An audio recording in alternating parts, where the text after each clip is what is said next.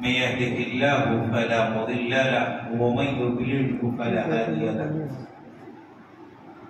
وأشهد أن لا إله إلا الله وحده لا شريك له وأشهد أن محمدا عبده ورسوله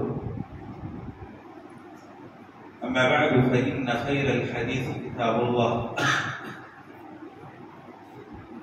وخير الهدي هدي محمد صلى الله عليه وسلم وشر الأمور محدثاتها وكل محدثة بدعة وكل بدعة ضلالة وكل ضلالة في النار.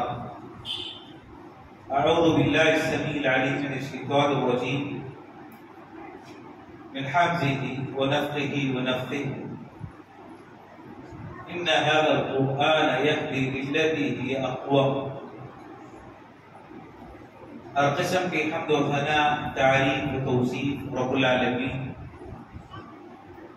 حاکم الحاکمین معبود حقیقی کے لیے لائق و سزاوار ہے.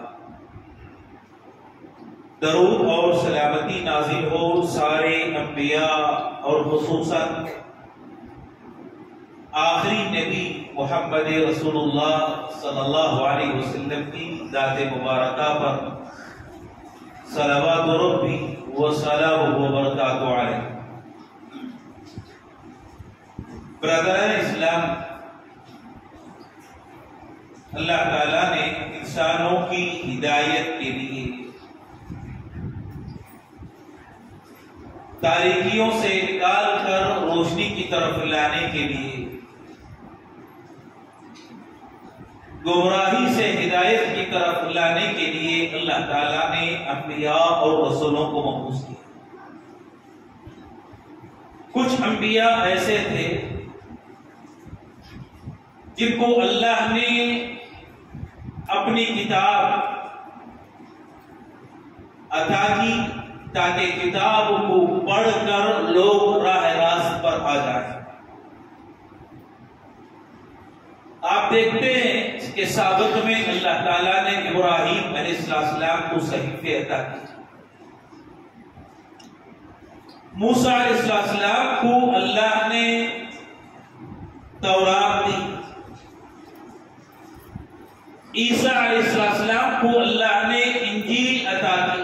اس امت کو اللہ نے ایک ایسی کتاب عطا کی جس کتاب کو پڑھ کر، جس کتاب کے حقوق ادا کر کے یہ امت کامیاب اور کامران ہو سکے. آج مسلمان ہمیشہ شکایت کرتے ہیں، شکوہ کرتے ہیں کہ اتنے ذلیل کیوں ہیں، اتنے حقیر کیوں ہیں، اتنے لاچار اور مجبور کیوں ہیں. اس کا جواب اللہ کے نبی علیہ السلام کی حدیث میں ہمیں ملتا ہے. پیارے رسول صلی اللہ علیہ وسلم نے فرمایا ان اللہ یرفع بهذا الكتاب اقواما ويضع به آخرین، کہ اللہ اس کتاب کے ذریعے اشارہ قرآن کی طرف، ان اللہ بے شک اللہ یرفع بهذا الكتاب کچھ قوموں کو بلندی عطا کرے گا، عزت دے گا، کامیابی سے ہمکنار کرے گا. یرفع بهذا الكتاب، اس کتاب کے ذریعے اللہ کچھ لوگوں کو اٹھائے گا، یہ اونچے ہوں گے دنیا میں بھی اور آخرت میں. وَيَضَعْ بِهِ آخَرِينَ، اور کچھ لوگوں کو اللہ نیچے گرا دے گا دنیا میں بھی اور آخرت میں. جو آدمی، جو مسلمان اس کتاب کو پکڑ کر لازم کرتے ہوئے حقوق ادا کرتا ہے، اللہ اس کو اوپر اٹھائے. اور جو مسلمان اس کتاب کو ترک کر دے، چھوڑ دے، اللہ اس کو ذلیل کرے گا، رسوا کرے گا، اور ذلت اور رسوائی کے ایسے گڑھے میں وہ گر جائے گا کہ تصور نہیں کر سکتے.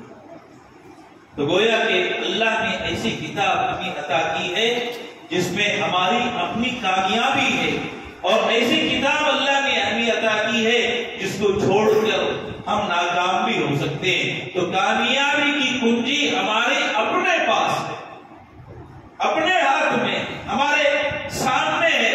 اگر کوئی کامیاب ہونا چاہتا ہے تو اس کتاب کو لازم پکڑے. ایک اور حدیث ہے پیارے رسول صلی اللہ علیہ وسلم ابن حبان کی روایت، اللہ کے نبی علیہ السلام نے فرمایا ان هذا القرآن طرفه بيد الله وطرفه بأيديكم فتمسكوا به. یہ جو قرآن ہے، کتاب ہے اللہ کی، طرفه بيد الله، اس کا ایک کنارہ اللہ کے ہاتھ میں، وطرفه بأيديكم، اور دوسرا کنارہ تمہارے ہاتھ میں. ایک کنارہ رب کے ہاتھ میں، اللہ کے ہاتھ میں، اور دوسرا کنارہ تمہارے اپنے ہاتھ میں. فتمسکوا بہ، تم اس کو مضبوطی سے تھام لو، پکڑ لو. فإنکم لن تضلوا ولن تهلكوا بعدہ ابدا، کیونکہ جو آدمی اس قرآن کو مضبوطی سے پکڑ لیتا ہے، اس قرآن کو تھام لیتا ہے، تو وہ کبھی ہلاک نہیں ہوگا، کبھی برباد نہیں ہوگا، کبھی گمراہ نہیں ہوگا. قرآن کو پکڑنے والا، لازم کرنے والا، مضبوطی سے تھامنے والا، گویا کہ اس کے لیے ضمانت ہے، خوشخبری ہے کس چیز کی؟ کہا کہ کبھی برباد نہیں ہوگا، کبھی گمراہ نہیں ہوگا، کبھی راہ راست سے وہ نہیں ہٹے گا. خوشخبری اور بشارت دی گئی اس انسان کے لیے جو اللہ کی اس کتاب کو تھام لیتا ہے. اور میرے دوستو، جس کا کنارہ رب کے ہاتھ سے جڑا ہوتا ہے وہ کیسے گمراہ ہو سکتا ہے؟ وہ کیسے راہ راست سے بھٹک سکتا ہے؟ کیونکہ اللہ کے ہاتھ سے جو کنارہ جڑا ہوا ہو وہ کبھی بھٹک نہیں سکتا، وہ کبھی گمراہ نہیں ہو سکتا، وہ کبھی ضلالت کی طرف نہیں جا سکتا. ایسے کتاب اللہ تعالیٰ نے ہم کو عطا کی. تو قرآن مجید کے حقوق کو ادا کرنا، اس کو لازم پکڑنا ہر مسلمان کے لیے ضروری ہے.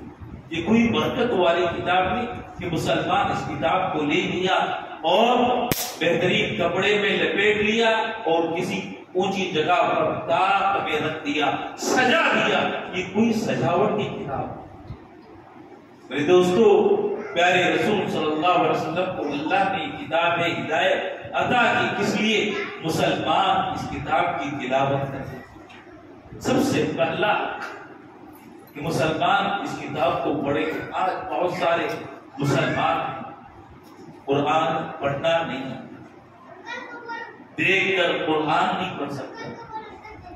افسوس ہوتا ہے اور کبھی تعجب بھی ہوتا ہے. مسلمان لا الہ الا اللہ کلمے کا اقرار کرنے والے اللہ کے کلام کو پڑھ نہیں سکتے، اللہ کے کلام کی تلاوت نہیں کر سکتے. کیا کوئی مسلمان ایسا بھی ہو سکتا ہے کہ رب نے اپنا کلام اس کے پاس بھیجا تلاوت کے لیے، پڑھنے کے لیے، اور مسلمان کلمے کا اعتراف کرنے کے بعد بھی اس کی تلاوت نہیں کر سکتا، اس کو پڑھ نہیں سکتا؟ آپ تصور کریں کہ کیا ایسا بھی مسلمان ہو سکتا ہے؟ اس کی تلاوت کرنا برکتوں کے نزول کا ذریعہ، قرآن کی تلاوت کرنا ہدایت کا سبب ہے. قرآن کی تلاوت کرنے والا توحید پر گامزن رہے گا، شرک سے اپنے آپ کو بچا لے گا. قرآن کو پڑھنے والا کبھی گمراہ نہیں ہو سکتا.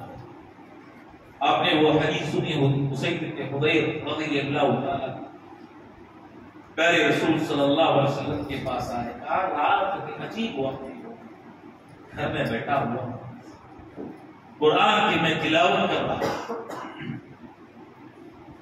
میرے پاس بازو چھوٹا بچہ سویا ہوا اور اس کے بازو گھوڑا بنا ہوا ہے. قرآن کی تلاوت کرتے جاتا ہوں، گھوڑا بھڑکنے لگتا ہے، حرکت کرنے لگتا ہے. قرآن کی تلاوت بند کر لیتا ہوں تو گھوڑے کا بھڑکنا بند ہو جاتا ہے، حرکت ختم ہو جاتی ہے. کئی مرتبہ ایسے ہوا، باہر نکلا تو دیکھا کہ روشنی کچھ آسمان میں دکھائی دی. یہ روشنی قریب آ رہی تھی، قرآن کی تلاوت کر کر کے اپنے بچے کو کہیں گھوڑا ناؤ بنا دے، اس ڈر سے قرآن کی تلاوت ختم کر کے باہر آیا، روشنی کچھ دیر کے بعد آئی۔ پیارے رسول صلی اللہ علیہ وسلم نے فرمایا کہ فرشتے اس روشنی میں آ رہے تھے، نازل ہو رہے تھے، فرشتوں کا نزول ہو رہا تھا، خیر و برکت تمہارے پاس آ رہی تھی۔ جب تک تم قرآن کی تلاوت کر رہے تھے، قرآن کی تلاوت تم نے ختم کر دی، فرشتے آسمان کی طرف نکل گئے، آسمان کی طرف چلے۔ قرآن انسان پڑھتا ہے، اللہ کے فرشتے آتے، اللہ کے فرشتے نازل ہوتے، کتنی بڑی سعادت کی بات ہے انسان کہ قرآن کی تلاوت کرتا ہے تو فرشتے نازل۔ پیارے رسول صلی اللہ علیہ وسلم کی اور ہوئی، نبی صلی اللہ علیہ وسلم بیٹھے ہوئے تھے، اچانک آپ صلی اللہ علیہ وسلم نے دیکھا کہ جبریل امین علیہ السلام آپ کے پاس تشریف لائے۔ پیارے رسول صلی اللہ علیہ وسلم سے جبریل امین نے پوچھا، سوال کیا کہ آج ایک فرشتہ آپ کے پاس آنے والا ہے اور آسمان کا ایک ایسا دروازہ آپ کے کھولا جائے گا جو اس سے پہلے کبھی نہیں کھولا گیا تھا۔ آسمان کا دروازہ کھولا جاتا ہے، اس سے فرشتہ آتا ہے، روئے زمین پر کبھی یہ فرشتہ نازل نہیں ہوا، کبھی نہیں آیا، آج وہ فرشتہ آ رہا ہے اور نبی علیہ السلام کے پاس آ کر خوشخبری دیتا ہے، بشارت دیتا ہے۔ خوشخبری کون سی، بشارت کون سی؟ فَإِنَّكَ أُوتِيتَ نورین، اللہ تمہیں دو روشنی کی چیزیں عطا کر رہا ہے، دو روشنی کی چیزیں دے رہا ہے، روشنی کی چیزیں اللہ تمہیں عطا کر رہا ہے، روشنی کی چیزیں تمہیں دی جا رہی ہیں دو۔ اور کس کو پسند نہیں کہ آدمی روشنی حاصل کرے؟ ضلالت سے نکالنے کے لیے روشنی چاہیے، تاریکی سے ہٹنے کے لیے انسان کو روشنی چاہیے، نور چاہیے۔ اللہ تعالیٰ نے دو چیزیں عطا کی ہیں جس میں انسان کے لیے روشنی ہے، نور ہے، بصارت ہے، دیکھ سکتا ہے، ہدایت کا ذریعہ ہے۔ فرشتہ آیا اور کہنے لگا اللہ تعالیٰ نے تمہیں دو روشنی کی چیزیں عطا کر رہا ہے، دے رہا ہے، لن تقرأ منہما حرف، ان دونوں روشنی کی چیزوں کے جس حرف کو پڑھتے جاؤ گے، اللہ سے مانتے جاؤ گے، اللہ تعالیٰ دیتے جائے گا، عطا کرتے جائے گا۔ روشنی کی چیز انسان لے لے، تلاوت کر لے، پڑھ لے، مانگے جو مانگنا ہے، سوال کرے جو سوال کرنا ہے، اللہ اس کے مطابق اس کو عطا کرتے جائے گا، دیتے جائے گا۔ سبحان اللہ۔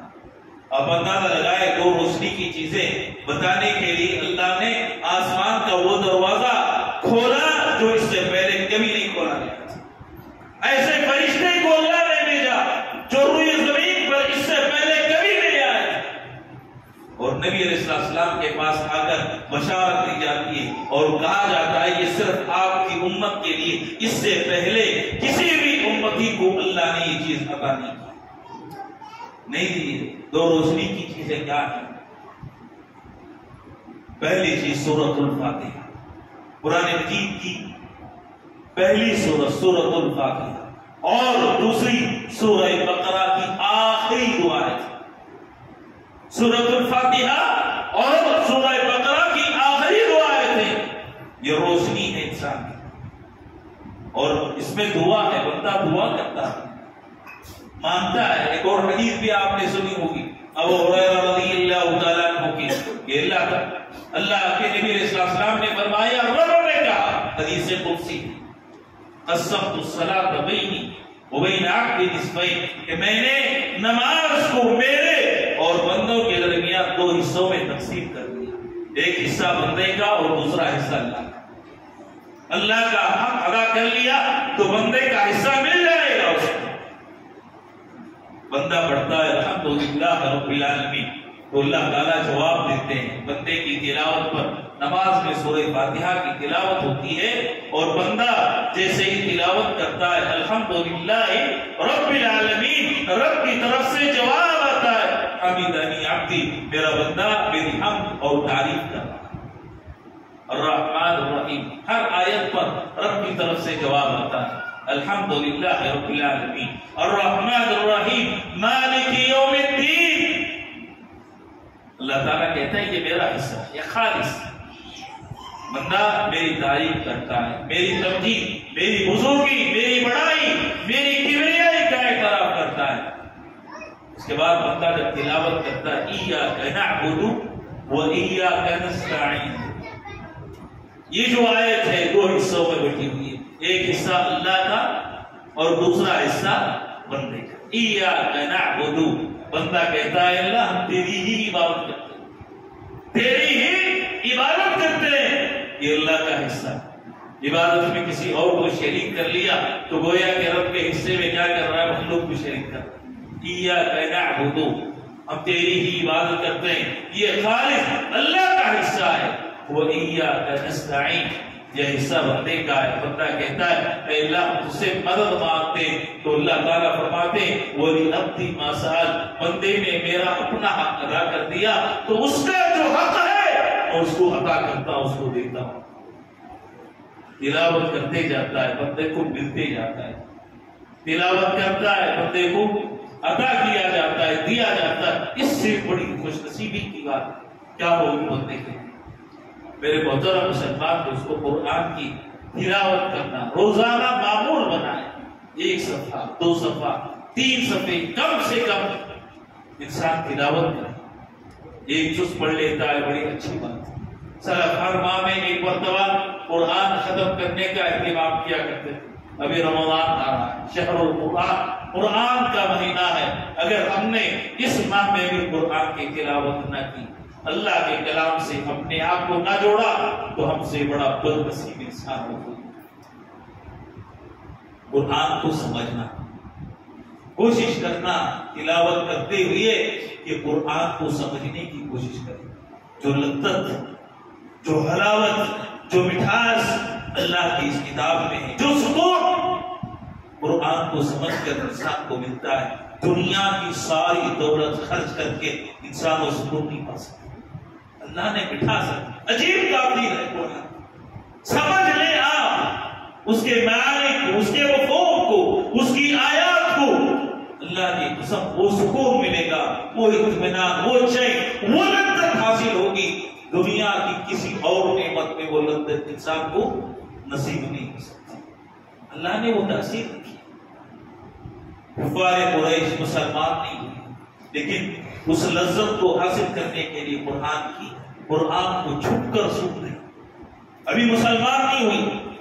ابو سفیان بن حرب آپ جانتے ہیں، فتح مکہ کے موقع پر مسلمان عظیم صاحب، لیکن جب وہ کافر تھے، وہ ابو جہل اور اقرع بن شریک تینوں قرآن کی تلاوت سننے کے لیے آتے۔ کیوں؟ اس لیے کہ وہ جو معانی میں حلاوت ہے، مٹھاس ہے، اس کو پانے کے لیے، اس کو حاصل کرنے کے لیے دعوت اللہ میں رات کی تاریکی میں پیارے رسول صلی اللہ علیہ وسلم نماز پڑھ رہے ہیں، نماز ادا کر رہے ہیں، قرآن کی تلاوت سننے کے لیے ابو جہل بھی ہے، ابو سفیان بھی ہے اور اقرع بن شریک بھی، تینوں رات کی تاریکی میں سنتے ہیں قرآن۔ واپس جانے لگے، اچانک آپس میں ایک دوسرے سے ملتے، ٹکراؤ ہو جاتا۔ پوچھا ابو جہل نے کہ کیوں آئے ہو؟ ایک دوسرے سے استفسار کیا تو تینوں جواب دیتے ہیں کہ قرآن کی تلاوت سننے کے لیے، قرآن کی تلاوت سننے کے لیے آئے۔ تو کہا دیکھو تم سردار ہو قریش کے اور نوجوانوں کے لیے تم آئیڈیل ہو، کہیں ایسا نہ ہو کسی نوجوان نے تم کو قرآن سنتی ہوئی دیکھ لیا تو کہیں وہ بھی قرآن کی تاثیر میں آ کر اسلام نہ قبول کر دے اور اپنے باپ دادا کا دین کہیں ترک نہ کر دے، لہذا کبھی دوبارہ قرآن سننے کے لیے نہ آنا۔ عہد و پیمان کیا اور سب۔ دوسری رات ابو جہل سوچتا ہے کہ عہد و پیمان کیا ہے تینوں لوگوں نے. شاید ابو سفیان نہ آئے اور اخنس بن شریک قرآن کی تلاوت سننے کے لیے شاید ان کا آنا نہ ہو. میں چلے جاتا ہوں, اکیلا سن لے گا. اخنس بن شریک نے یہی سوچا کہ شاید دونوں نہ آئے, میں چلا جاتا ہوں. ابو سفیان نے بھی یہی سوچا. تینوں پھر قرآن کی تلاوت سننے کے لیے آتے ہیں اور واپسی میں پھر آپس میں ایک دوسرے سے بھڑ گئے اور پھر عہد و پیمان کیا. صبح ہوتی ہے تو صبح ابو سفیان اخنس بن شریک تینوں پھر ملتے ہیں اور آپس میں گفتگو کرنے لگتے ہیں کہ اے ابو الحکم, ابو جہل کی کنیت تھی, تمہارا اس کلام کے بارے میں کیا کیا؟ یہ جو کلام ہے کس کا ہے؟ اللہ کے نبی علیہ السلام کا. کس کا کلام؟ نبی علیہ السلام کے کلام کو سنتے ہیں. اس کلام کے بارے میں اپنی رائے بتاؤ. ابو جہل کہنے لگا اللہ کی قسم مجھے پتا ہے کہ یہ کلام رب العالمین کا, احکم الحاکمین کا. اس اللہ کے کلام کے ہونے میں کوئی شک نہیں, کوئی شبہ نہیں. کون اعتراف کر رہا ہے؟ ابو جہل, اللہ کا دشمن. پوچھا پھر ایمان کیوں نہیں لاتے؟ کہا کہ ہمارا قبیلہ اور نبی علیہ السلام کا قبیلہ دونوں خاندان زمانے جاہلیت میں برابر تھے. وہ حاجیوں کو پانی پلاتے تو ہم بھی پانی پلاتے, وہ کھانا کھلاتے تو ہم بھی کھانا کھلاتے, وہ نیکیوں میں سبقت لے جاتے تو ہم بھی نیکیوں میں سبقت لے جاتے. یہاں تک کہ ان کے اپنے قبیلے میں ایک آدمی آتا ہے اور اپنے بارے میں کہتا ہے کہ میں نبی ہوں, میں رسول ہوں. اگر ہم نے آپ کو نبی مان لیا, رسول تسلیم کر لیا تو آپ کا خاندان اونچا ہو جائے گا, ہمارا خاندان نیچے ہو جائے گا. ہم اپنے خاندان میں نبی کہاں سے لائیں؟ ہمارے خاندان میں کوئی نبی تو نہیں, کوئی رسول نہیں. اگر ہم نے نبی مان لیا, تسلیم کر لیا تو آپ کے خاندان کی عزت بڑھ جائے گی, ہمارا خاندان نیچے ہو جائے گا. اللہ کی قسم جب تک میں زندہ ہوں کبھی آپ کی نبوت پر, آپ کے رسالت پر ایمان نہیں لاؤں. لیکن اس کو پتا ہے قرآن پر حق ہے, قرآن سچا ہے. میرے دوستوں, کافر بھی قرآن کی سننے کے بعد اس کی لذت کو محسوس کرتے تھے. قرآن کی تلاوت کرنے کے ساتھ ساتھ مسلمانوں کو کوشش کرنی چاہیے کہ اس کی معانی کو, مفہوم کو سمجھنے کی کوشش. اور حدیث میں جبیر بن مطعم, نبی علیہ السلام کی نماز پڑھا رہا ہے. جبیر بن مطعم داخل ہوتے ہیں اور جبیر بن مطعم کی کانوں میں نبی علیہ السلام کی تلاوت کی آواز پہنچتی ہے. تلاوت سننے کے بعد کہتے ہیں کاد قلبی ایتین, قریب تھا کہ میرا دل اڑ جاتا, پرندے کی طرح قریب تھا کہ میرا دل میرے جسم سے الگ ہو جاتا. قرآن کی تلاوت سن کر مجھے ایسا محسوس. میرے محترم مسلمان دوستوں, یہ عجیب تاثیر اللہ کا کلام انسان کی زندگی پر چھوڑتا ہے. اس میں شفا ہے, اس میں برکت ہے, اس میں اطمینان ہے, اس میں سکون ہے, اس میں لذت ہے اور اس کے قاری کے لیے ہدایت کا ذریعہ ہے. لہذا مسلمانوں کو چاہیے کہ اللہ کی کتاب سے اپنے رشتے کو مضبوط کریں, تعلق پیدا کریں, قرآن کو سمجھنے اور اس پر عمل کرنے کی کوشش کریں. رب کریم سے دعا ہے کہ اللہ تعالیٰ ہم تمام مسلمانوں کو اللہ کی کتاب کی تلاوت کرنے, اس کو سمجھنے اور اس پر عمل کرنے کی توفیق عطا فرمائے. اللہ تعالیٰ اس کتاب کے ذریعے مسلمانوں کو کامیابی اور کامرانی سے ہمکنار فرمائے. اللہ تعالیٰ ذلت اور رسوائی سے بچائے, ضلالت اور گمراہی سے محفوظ رکھے. اللہ حسن خاتمہ نصیب فرمائے, سوء خاتمہ سے بچائے, جنت میں جگہ دے, جہنم اور قبر کے عذاب سے بچائے. آمین. وآخر دعوانا الحمدللہ رب العالمین.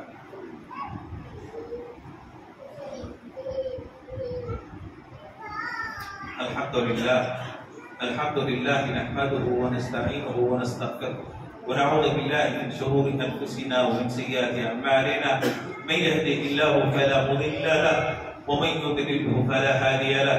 वअशहदु अल्ला इलाहा इल्लल्लाह वहदहु ला शरीका लह वअशहदु अन्ना मुहम्मदन अब्दुहु व रसूलुहु।